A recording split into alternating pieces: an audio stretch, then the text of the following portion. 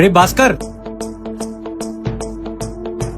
అన్నా గుడికి వెళ్ళాలనుకున్నాను, ఎంతో కొంత ఇస్తారా? ఏమనుకోకండి, ప్రైజ్ ద లార్డ్. సరే పదరా వెళ్దాం. బాబు, ఆ యేసుప్రభుకి పక్కన మందిరం కట్టాలనుకుంటున్నామ్మా, మీరు ఎంతో కొంత సాయం చేస్తారా? ఏమనుకోకండి, జై శ్రీరామ్. రే ఆగరా.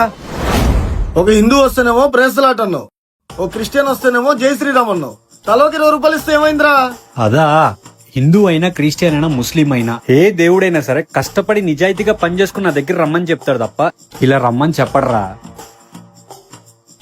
గుడికి వస్తేనే దేవుడు కరుణిస్తాడు, మందిరం కడితేనే జీసస్ నా అందుంటాడంటే అదైనా అస్సలు నమ్మను. పక్కోడి జీవితం నాశనం చేయకుండా మన కష్టంతో మనం బతికినప్పుడు ఆ దేవుడే మన దగ్గరకు వస్తాడు. అన్నా,